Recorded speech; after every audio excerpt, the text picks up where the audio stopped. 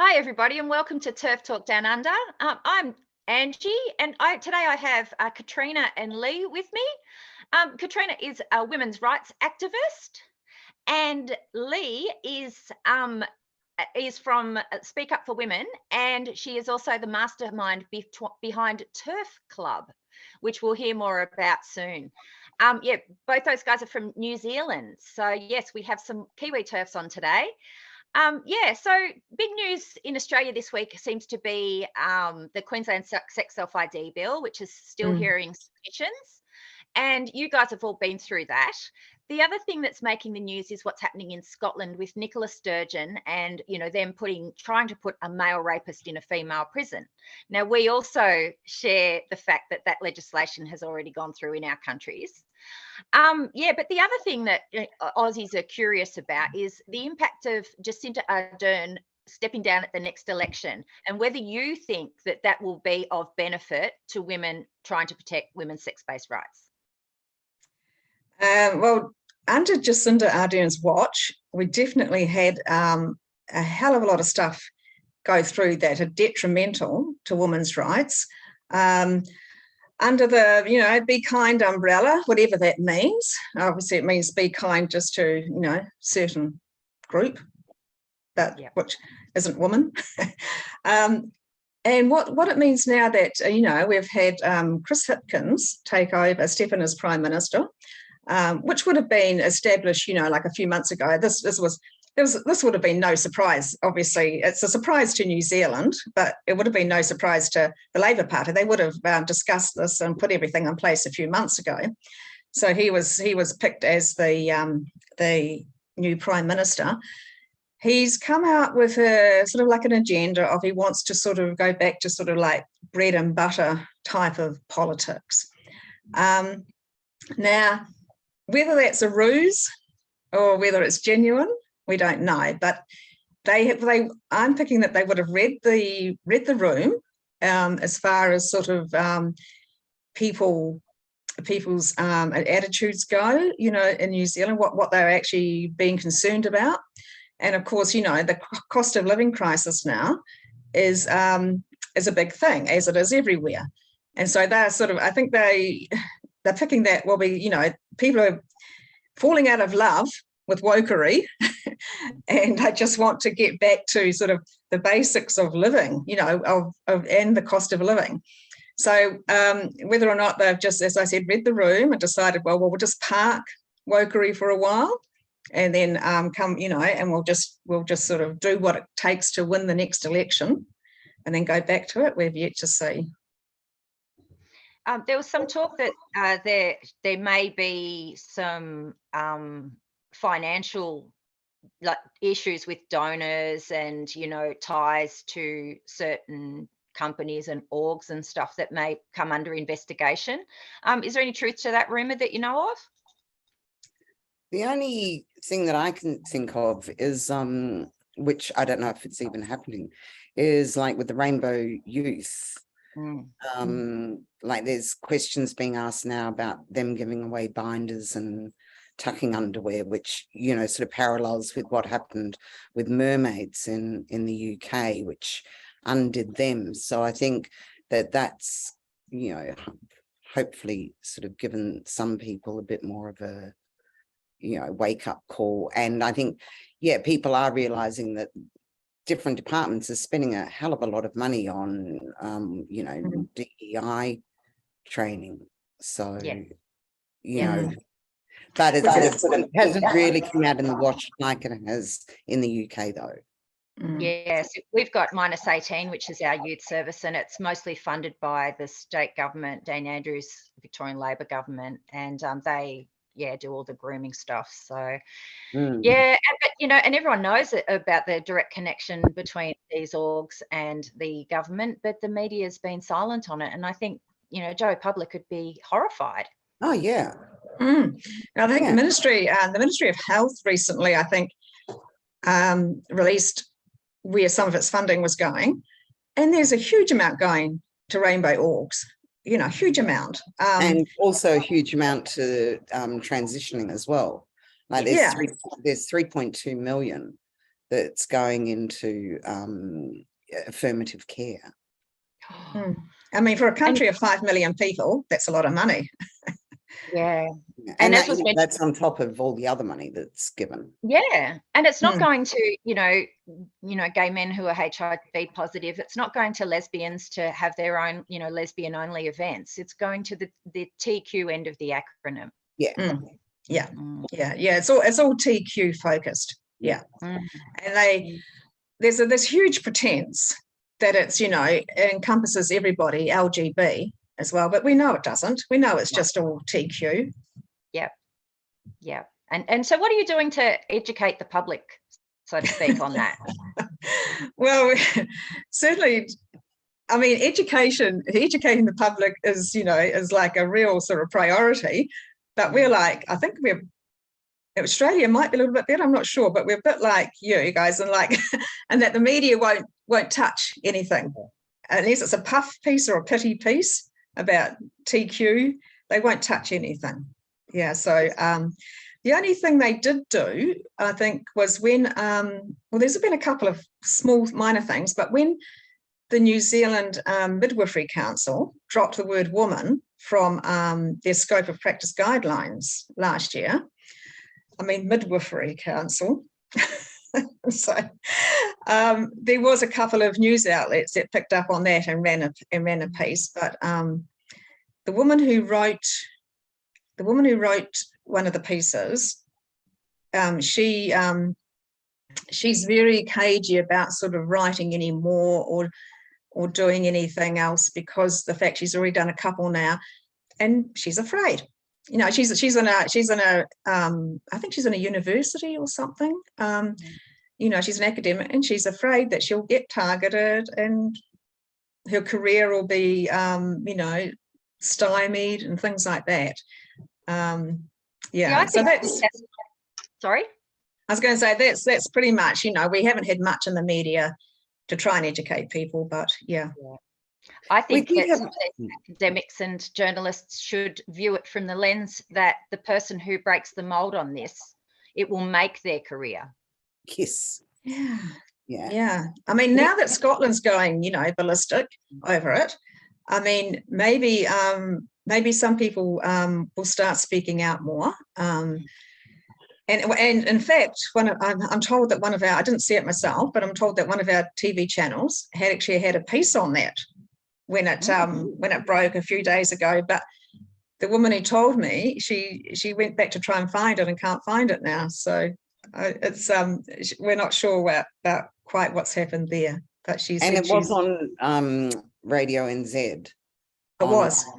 On the Saturday, on the midday. I think that's on the midday news bulletin about that bloke in Scotland getting put into the women's jails. Did they refer to him as female? Sorry? Did they refer to him as female? I'm not sure. I don't think so. I think we had two pretty gender neutral. We had two commentators on the ABC this morning discussing that male rapist and referring to him throughout the whole conversation as a female on our national broadcaster. Yes, which was very disrespectful to all women, particularly his victims.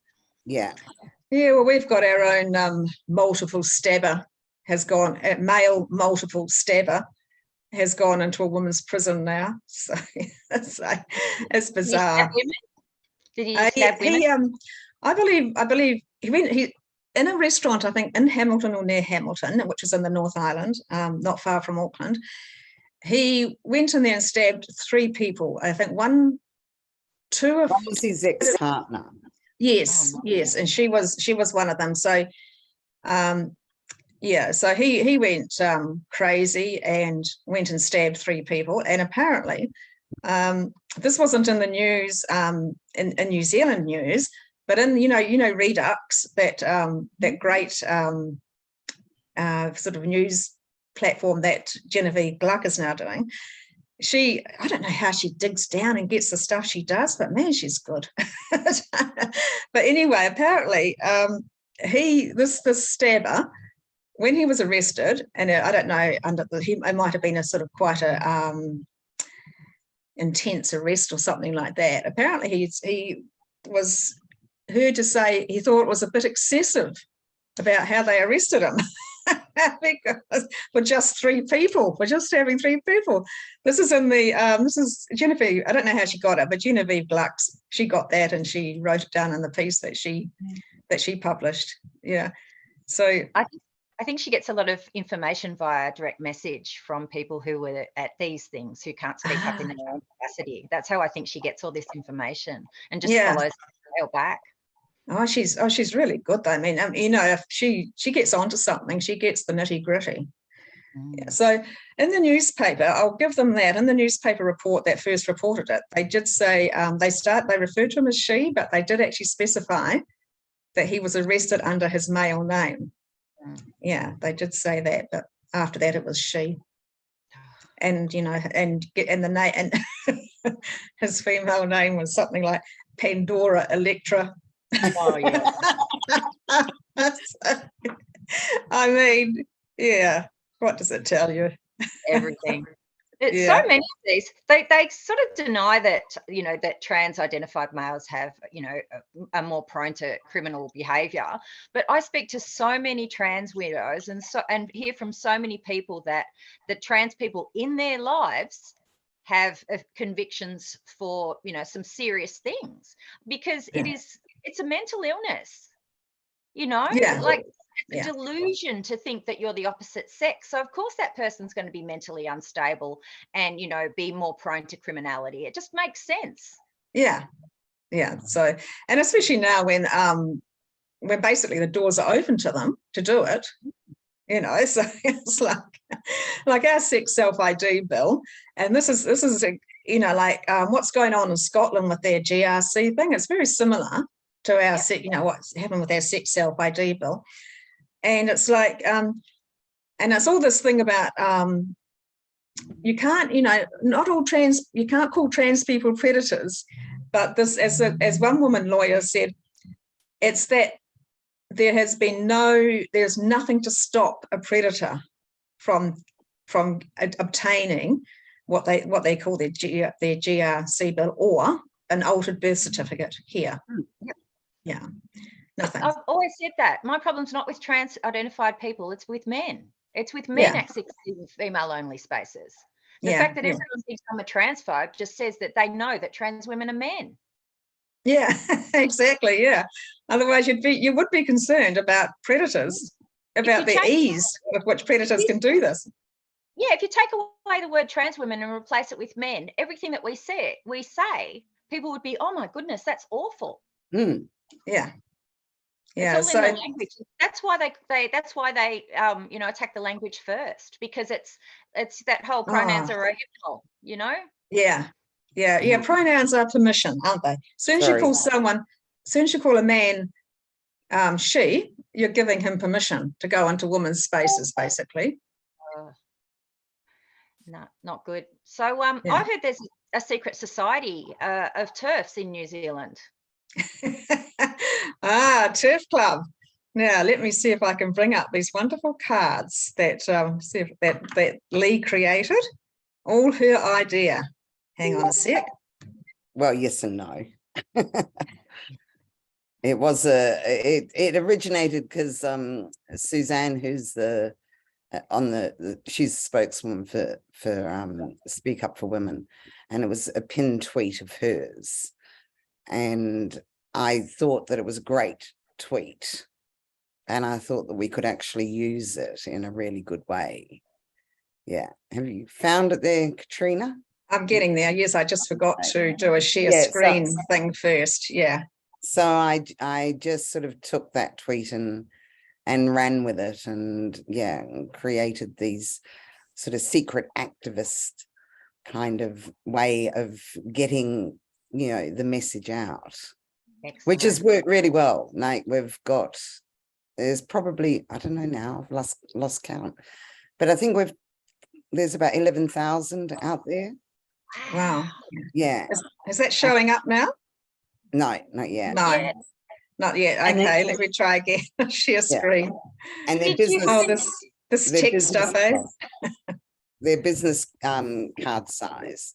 And so that the whole idea is that you can kind of slip them in books or slip them in pockets of coats and, you know, in bunches of flowers, in all sorts of different places that people will then come across them.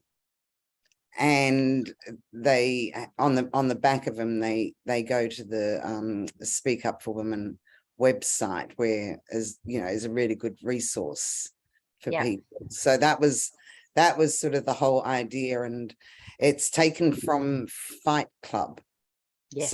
So the saying is, the first rule of Terf Club is to always talk about Terf Club. And then on the back it says, spread the word, tell your friends to speak up for women because our sex matters. Excellent. Yeah. So, which is, and some people have absolutely lost it over these things that they've found. Excellent. Did you have trouble with getting them printed out? No, not at all. Not excellent. at all. Yeah, no, not at all. And I've had, I've done probably, as I said, I don't know now, 6 print runs. Because we started off with 2,000 and they went really quick, and then we just kept on going with them. And it was quite interesting, because the week that we decided to launch them, by coincidence, was Transgender Awareness Week. one of their 52 awareness weeks of the year. So there was quite a lot of well, not a lot, but a bit of backlash. Like one of the libraries, they had to put out an email to all their staff members about the hurt and stuff like that has been caused by people finding these cards, and they've done a sweep. And another poor woman, she found it. She was a sports journalist, which was great, and she found it at an All Blacks game. I think it was an All Blacks game, and she found it in the bathroom, and so she got the whole venue swept.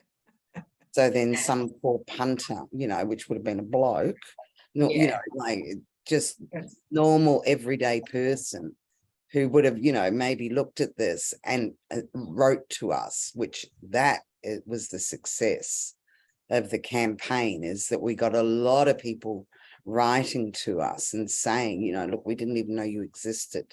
Yes. Thank you so much.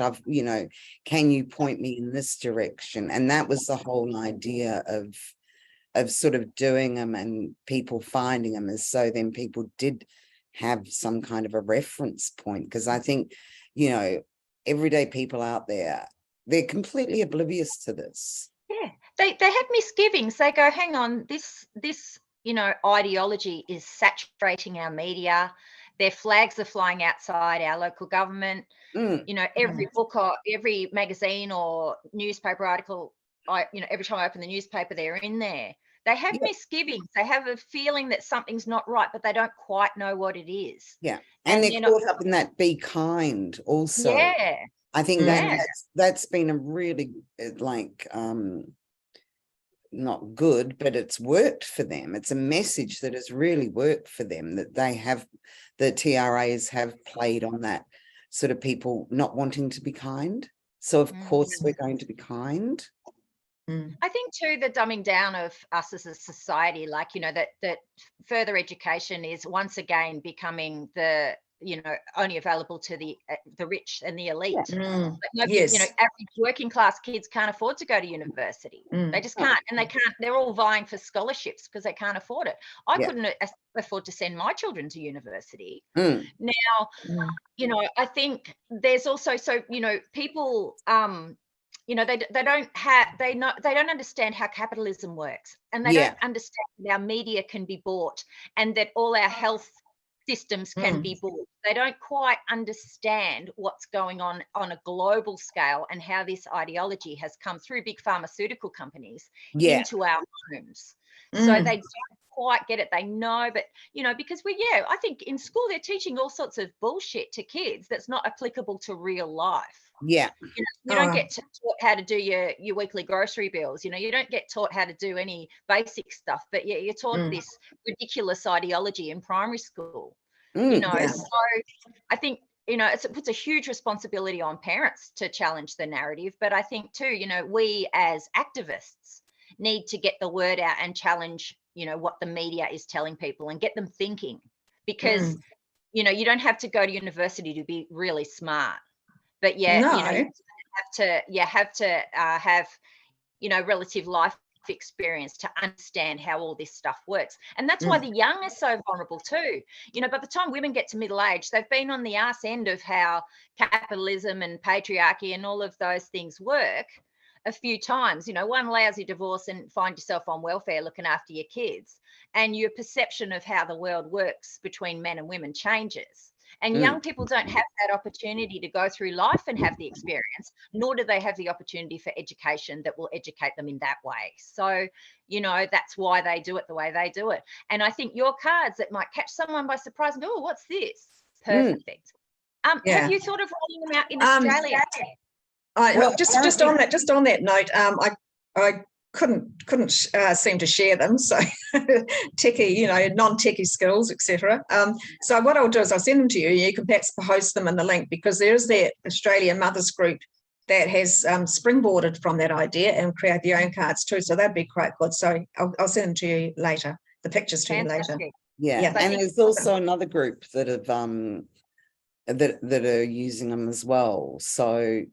There's something, I think, and they're using them similar way, that sort of secret activists. So then you don't feel like you're, because we all know that if you're out there and everything, that you're very vulnerable to a lot of vitriol and people can lose their jobs and stuff like that. Whereas this way is kind of a really safe way of people sort of getting the message out that there are groups and there are support groups around. Because I can't imagine what it must be like to be a parent and all of a sudden having your child, being sucked into this. Like it must be so hard. And the only support you're finding is affirmative. You must affirm. That's all, that's all that they're finding. Yeah.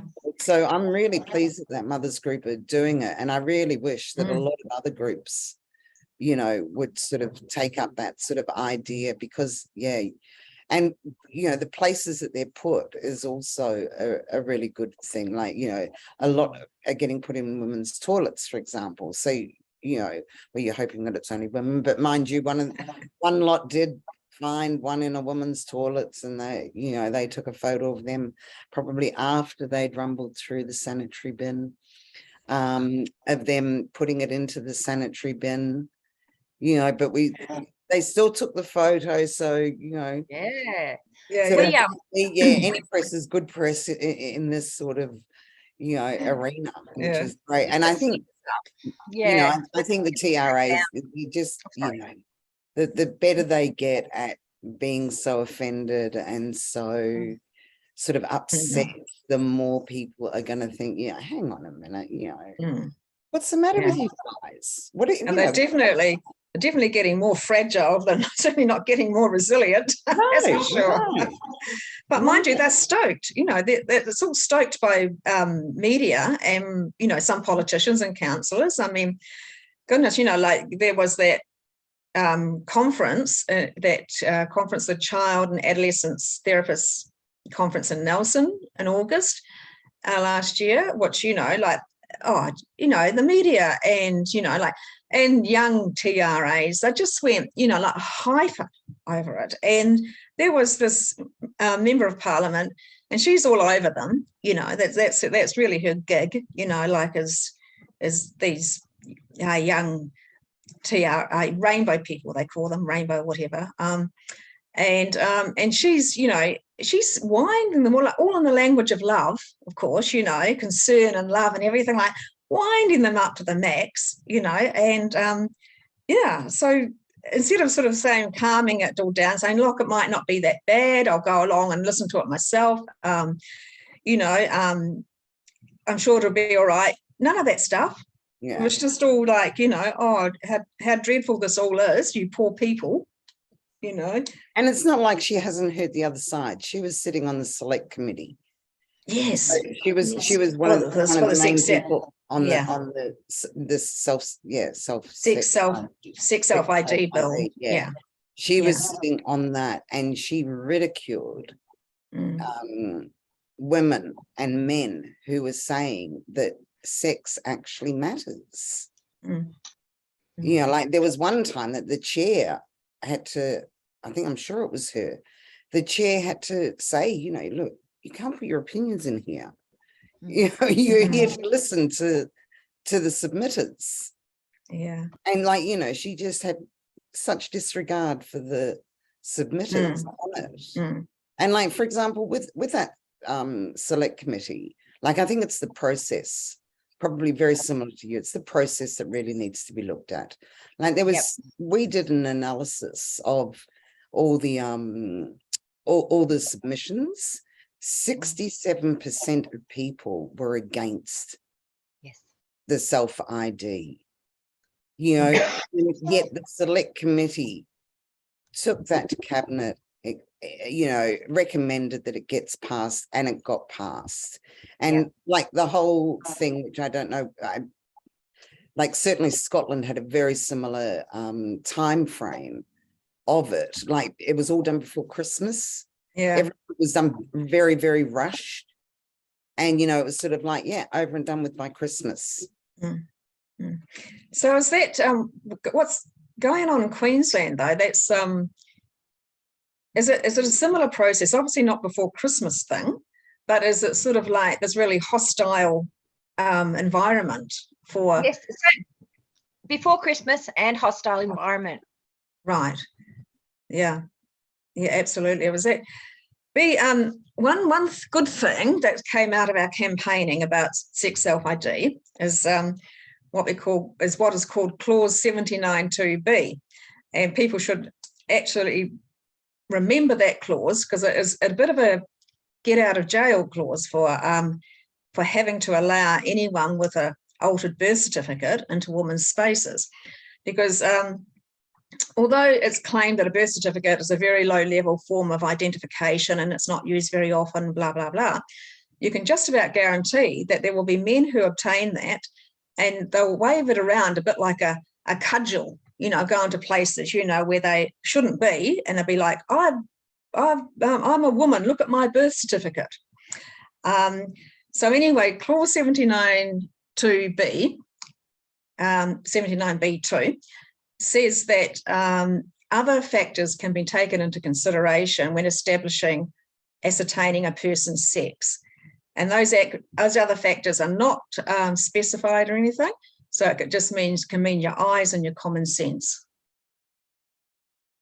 You can establish someone's sex, and if you don't have to be right, if they decide that if you happen to get it wrong, there's nothing that says you have to be right about it. It just means that you can use other factors besides a birth certificate to ascertain someone's sex. Yeah. So that hasn't been tested yet, but we're hoping it will be at some stage. Yeah. All the men that I've seen in women-only spaces since self-ID has come out have just immediately are men. They may have the fake breasts and they have a ponytail and they may have makeup on, but there is no mistaking them for women. They're not even remotely passing. So you're very fortunate that you have that, because we don't have that here that I'm aware of. So it was grudging. It was like pulling teeth, but but it got in there. So that is, as I said, it's not tested yet, but it is there. And it is something that service providers could use, because at the moment, our Human Rights Commission is muddying the waters between sex and gender and making service providers confused about what they can and can't do. The Christchurch City Council, I and a few other women met with them about them making a woman-only session in a new pool in Linwood.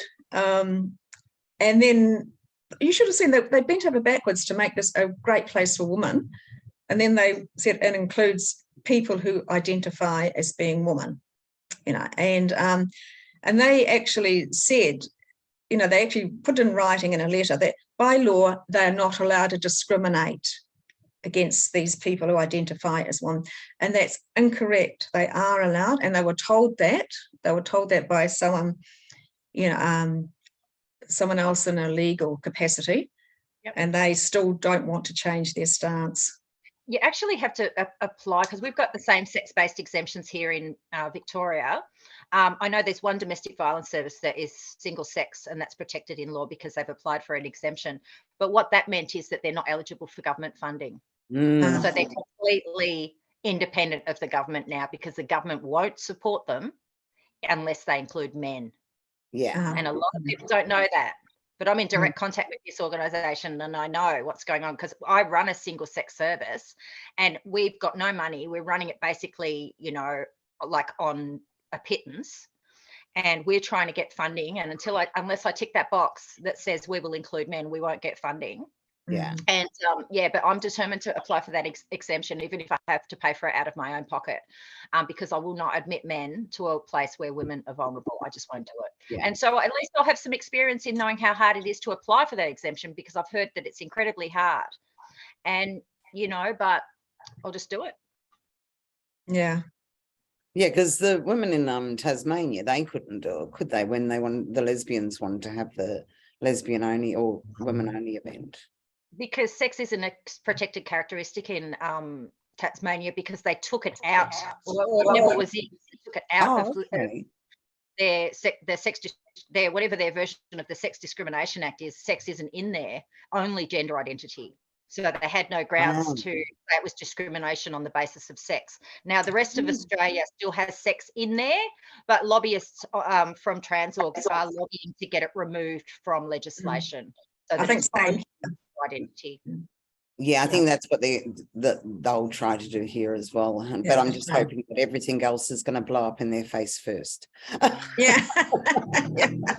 Well, I believe that is it the Law Society has already given an opinion that trying to change laws to be about gender and not sex is like this huge, massive undertaking that could take years to actually sort of do, because you can't even define gender at the moment.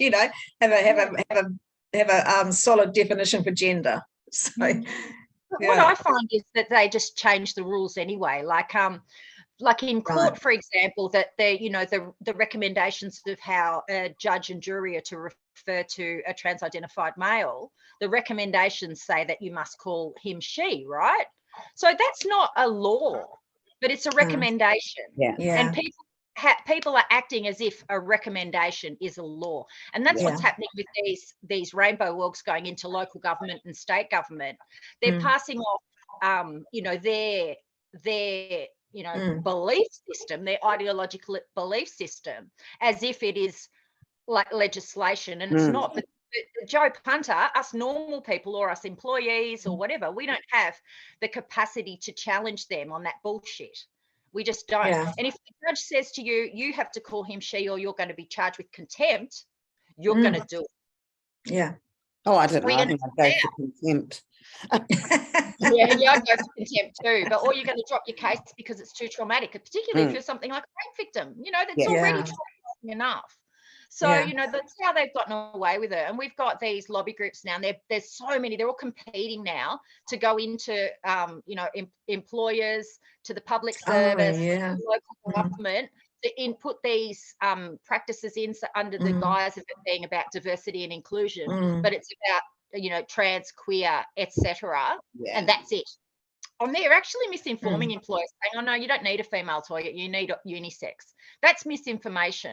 In Victoria, Dan Andrews has taken away the provision of a female toilet as a right. He took that right away without consulting anybody. So the Victorian Labor government took the right for females to have female-only toilets away. So now every new toilet in Victoria will be unisex. And no one was consulted, nobody at all, no women particularly. And so he's done that. So, you know, there's misinformation going into all of our organisations from these lobbyists. And the lobbyists get away with it because of the money that they're bringing. You know, like... The rainbow is the new cash cow. Oh, definitely. Yeah. I mean, we've got an organisation here called Pride Pledge, do the same thing, go into businesses, sell their courses, their merchandise, their bullshit. And you know, they've been in business for quite a while, quite a few years doing this, you know, and adding to it all the time. And of course, you know, everything comes back to, like, you can get graded on how well you comply, but they do the grading, you know. They do the grading.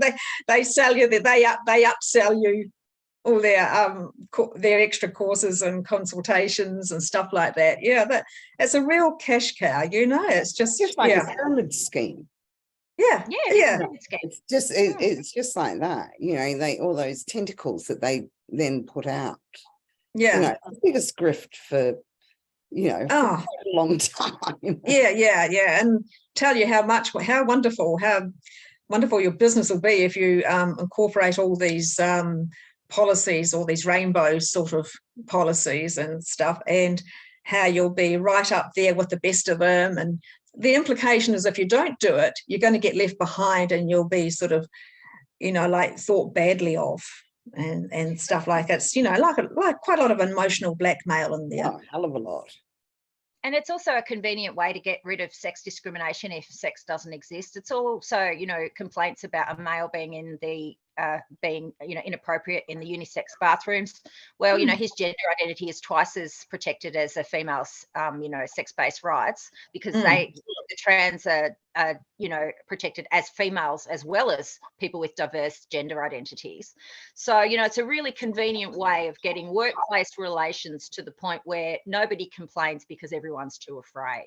And that's the appeal to employers. And also, it only costs, you know, it costs half to have one unisex toilet than it does single sex toilet. Exactly. So employers jump on it because they see it as a way of rationalizing their workplace. And that's also built to them. So, you know, employers aren't stupid. Money's a big motivation. Well, it makes me so mad. But, you know, the people that are plugging this over here, particularly, you know, there's people that are advising who have proven, like, bad links to bad people. They're on the public record for being linked to pedophiles, to groups that promote lowering the age of consent, to, you know, some of the dodgiest things, you know, to people with nappy fetishists and people like that. So the people that are taking this into workplaces are people who even 5 years ago would raise red flags and nobody would deal with. And yet, because they're saying, well, you know, I'm from the TQ, and if you just, you don't listen to me and implicate what I'm doing, then you're a bad person. People are opening the door to some of the dodgiest people you could find. And it's all on the public record. Us Terfs aren't making it up. Yeah. And these groups like Pride Pledge here, and all about bringing your whole self to work. And I'm thinking, no employer and no colleagues wants anyone to bring their whole selves to work. Thank you very much. You know? And what they really mean is just bring your dodgy self to work. That's right. Bring your fetish to work. Yeah. And that's what they're doing, the AGPs. And, you know, if people don't, because we were in lockdown, like New Zealand, you know, we've had some of the, you know, COVID lockdown went for 2 years pretty much. And so when self-ID was introduced in Melbourne, it didn't really impact on us because we were all in lockdown. But we've been out of lockdown for 12 months now. And every time I leave my house, and I'm in the way outside of the suburbs, every time I leave my house, I see either a young girl with no breasts or a trans-identified male. Now, that was not the case 5, 10, 15 years ago. So this argument that they're a tiny minority is no longer true. And my daughter said that in her year 9 class, the vast majority of children, and we're talking 13 and 14-year-olds, identify as trans, non-binary, or bisexual. Oh, And God. it is unusual to be straight or, you know, Yeah. and nobody calls themselves a lesbian either. I mean, that tiny minority argument, that ship has long sailed. It has. Yeah. They're in every, that they're infecting people. And I get cold calls from people who've never had any interaction with this ideology, and suddenly one of their co-workers who they've known for 20 years turns up at work with a trans identity, and they're freaking out. And, you know, some of these people used to think I was a bigot, and they say, well, what do I do? And, you know, I was like, well, I don't really know, you know? Yeah. I'm wondering, you know, like the amount of bullying that we hear now goes on, bullying and intimidation into silence that goes on in the workplace with people who don't buy into the trans woman or woman mantra. I'm wondering how long it's going to be before somebody, because they're not being protected by management or HR. They've been sort of thrown to the wolves, basically, about that. And I'm wondering how long it'll be before somebody actually does take a case against their employer for not protecting them against bullying in this respect, because you know, it's just a belief system. You're not allowed to bully people and make their life hell at work because of a belief system. So it's going to happen. Yeah, this is where the old lefty in me comes out, right? And says, well, that's why we need unions. Now, the unions appear to be captured by this ideology worse than anyone, right? However, when you call your union, if you're a member of a union, if you call your union and say, this is happening to me at work, they are obliged to support you. Right. So what might happen is your union may have to take your employer to a tribunal to argue this. So that's worth knowing. Union. Well, that's sort of like this free speech union. A lot of people here have joined them, and they help represent people as well. But I don't know whether or not they've had employment cases as such, but they do. No. They are one of the few unions that I've heard of here that actually support people, and people are joining, because the unions were all dismantled here many years ago. Yes, same in Australia, except for some of the the blokey unions, like the walkers and stuff like that. Yeah. But there's still, it's still optional for people. I told my daughter, she works in retail, I said, go join your union, because if there is a problem, then you're not on your own. You're for tens of thousands of dollars or more to defend yourself. No, exactly. Yeah. Oh, that's a really good point to make, actually, that people should go and join a union, workplace union, because, as you say, they're obligated to do something for you. And I know that within some of the most captured agencies, like, the teachers, for example, there's a lot of teachers that are just really feeling the heat. And I know people within the teachers unions, I know people within the communication sector, there's and people in the public service, there are unions there to represent everybody, but there's people within those unions who are on our side, and they're not fully captured. Right. Okay, that's definitely noteworthy. I love the tail. I've got a tail here too.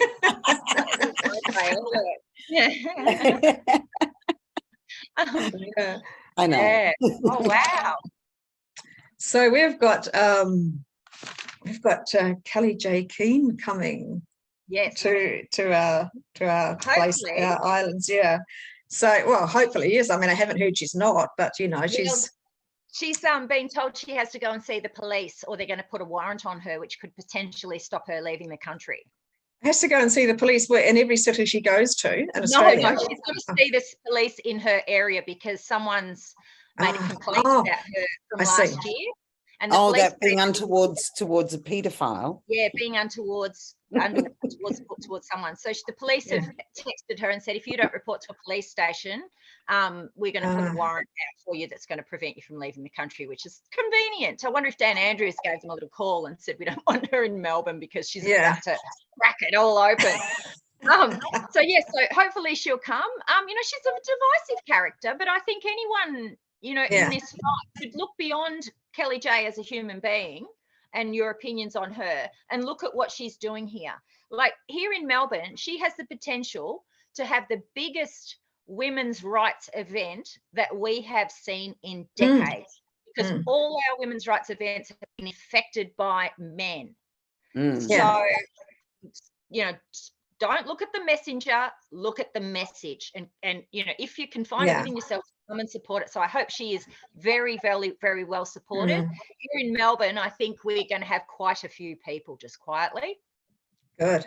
Yeah. Look, it doesn't matter if you don't actually agree with everything she's about, or she's divisive and that. I mean, that's normal. It's just completely normal, you know. And all these people throughout history who have actually made an impact, be the ones who made an impact. You can, if you research them, you'll find that they did create a lot of divisiveness amongst people in the same groups and stuff like that. It's just, you know, you just simply do not make that sort of impact without making an impact. So.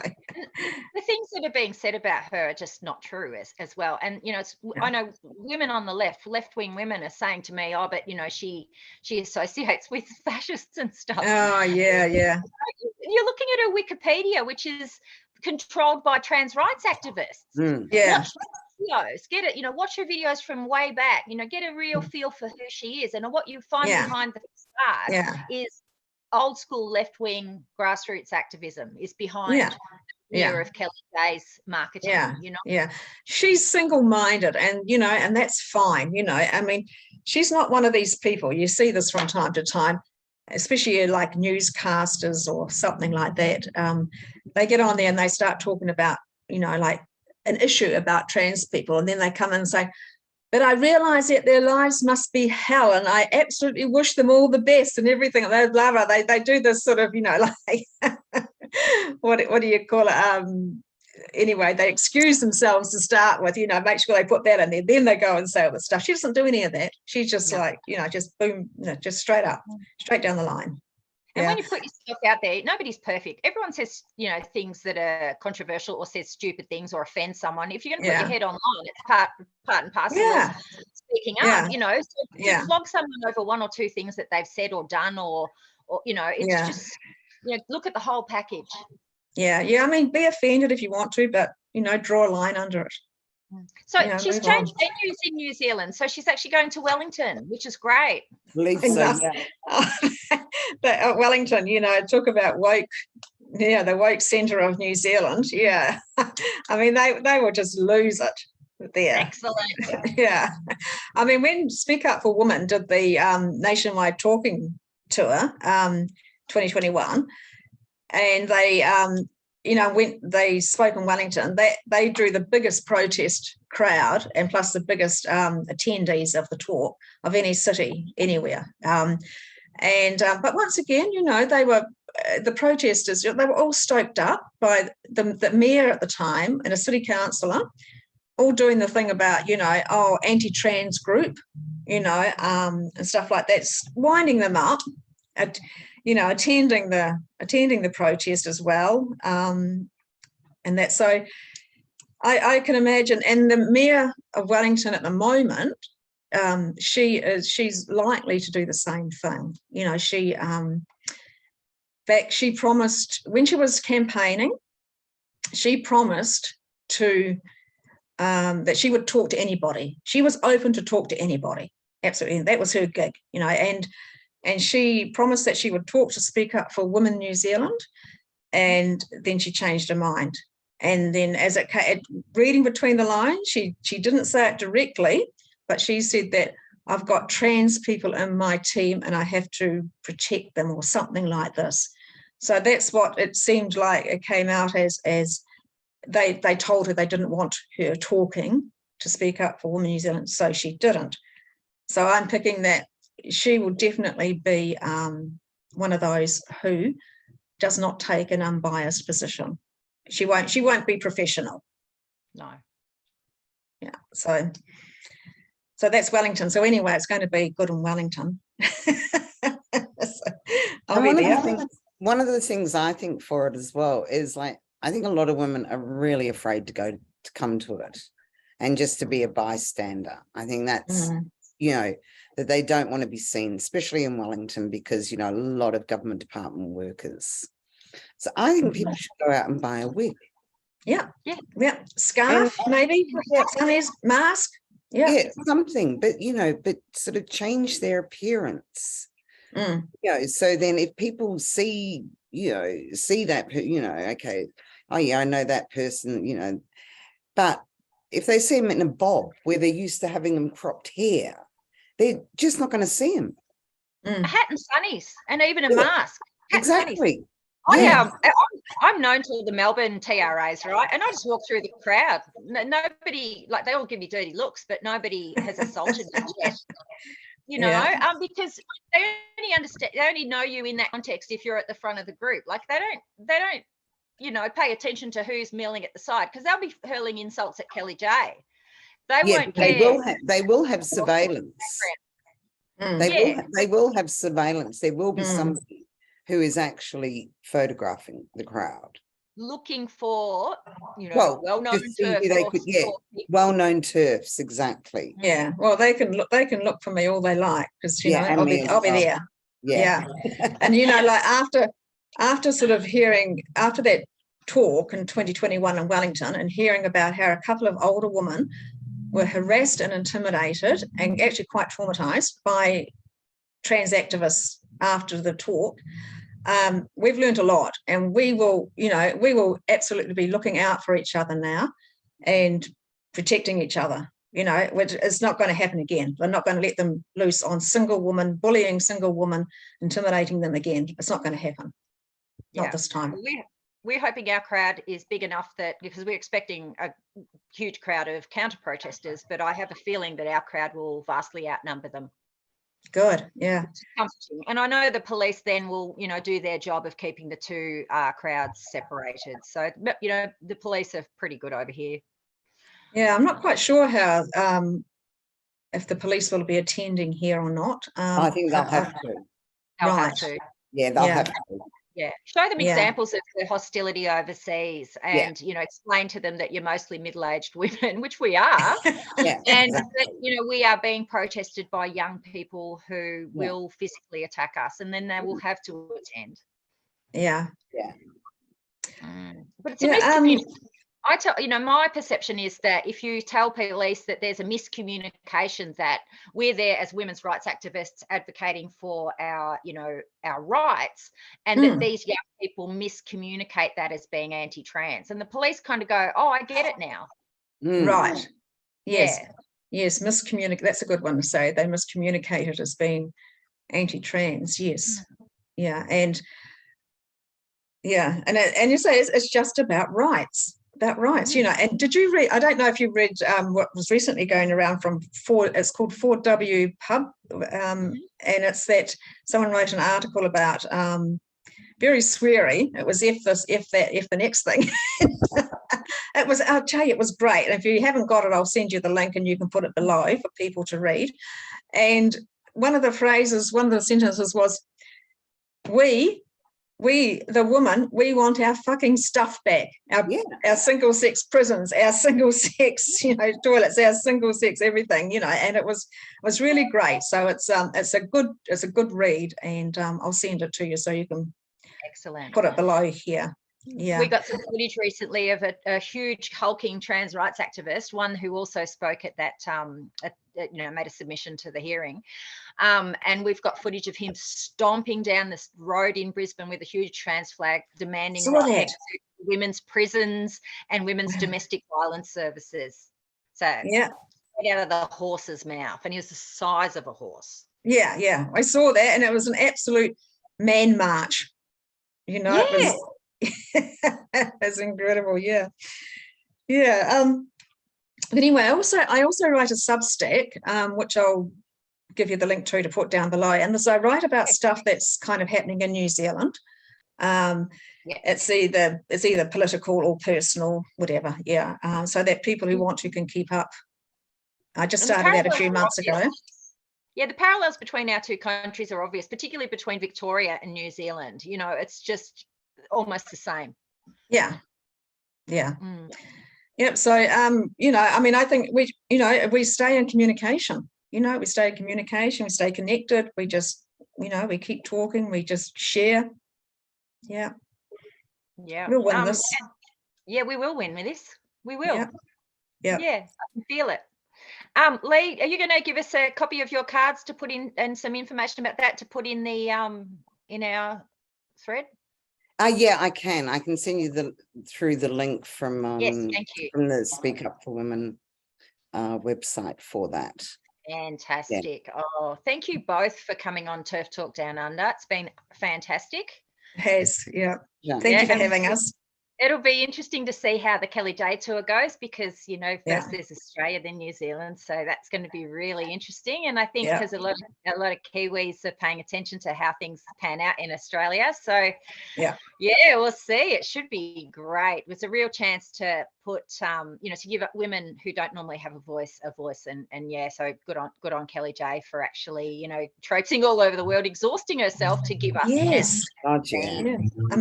Amazing woman. Yeah. Yes. So yeah, thank you everybody for listening, and please like, subscribe. Yeah, I also have a Patreon there somewhere. So if you want to donate and to Grassroots activism, that would be fantastic. Yeah, so thank you very much, and we'll see you next week. All right. Bye, Thanks, everybody. Angie. Thanks Bye. for having us. Bye.